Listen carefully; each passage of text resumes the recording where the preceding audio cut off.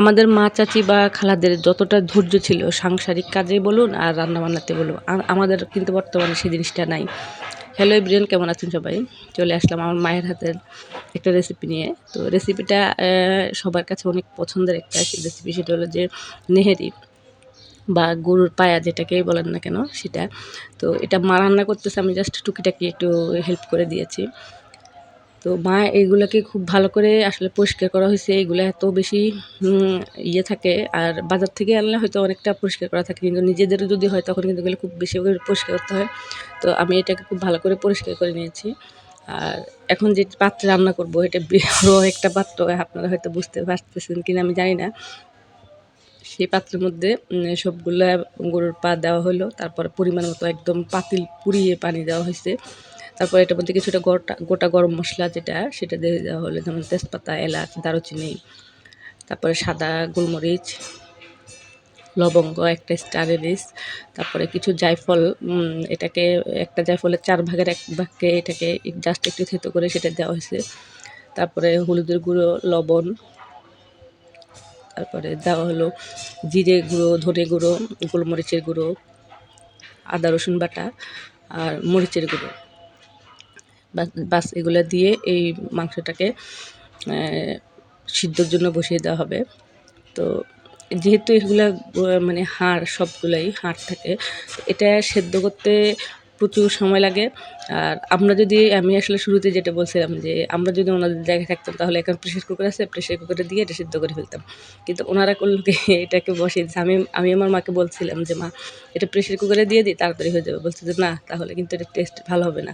মানে ওনাদের সব কিছুই মানে ওনারা আস্তে ধীরে সুস্থে বা ধৈর্য সহকারে করার চেষ্টা করে আরকি।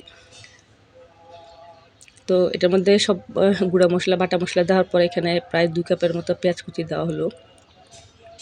পেঁয়াজ কুচি দিয়ে এটাকে জাস্ট চুলায় বসিয়ে দেওয়া হবে। এটা এবার আস্তে, আস্তে করে এটা সেদ্ধ হবে। ১ম এ চুলার হিটটা খুব হাই হিটে রেখে এটাকে জাস্ট বলকানো হবে। এরপরে চুলার হিটটা মিডিয়াম লোতে রেখে এটাকে সিদ্ধ করা হইছে। তো আমি ১.৫ ঘন্টা পরে একবার উঠেই দেখেছিলাম। তারপরে আবার প্রায় ৩.৫ ঘন্টার পরে একবার উঠিয়ে দেখেছিলাম কী অবস্থা। তো আপনারা দেখলে বুঝবেন যে এটা আস্তে মিডিয়াম লো হিটে সিদ্ধ হতে, হতে আরকি এটার কী অবস্থা হইছে। তো আসলে আমি মনে করি যে ওদের যে রান্নার পদ্ধতি আরকি ওভাবেই আসলে ভালো লাগে খেতে। এই যে দেখুন, আমি প্রায় ১.৫ ঘন্টা পরে একবার উঠিয়ে দেখছিলাম। এটার এই অবস্থা হইছে। তো আপনারা এটার বলক আসার ইয়েটা দেখে বুঝতে পারবেন যে এটা চুলার হিটটা কিরকম ছিল আরকি। হাই হিটে থাকলে কিন্তু আরো বেশি বলক আসবে। আর মিডিয়াম লোতে রেখে কিন্তু এটাকে এভাবে ফুটানো হইছে। তো দেখুন একদম মানে হাড় থেকে যা ছিল হাড়ের সাথে লেগে এগুলো বাস ভালো করে সিদ্ধ হয়ে এগুলো একদম খুলে গেছে। এরপরে এটাকে যে যা করলো আরকি, আমি দেখলাম মা একটা ভাগার দিল।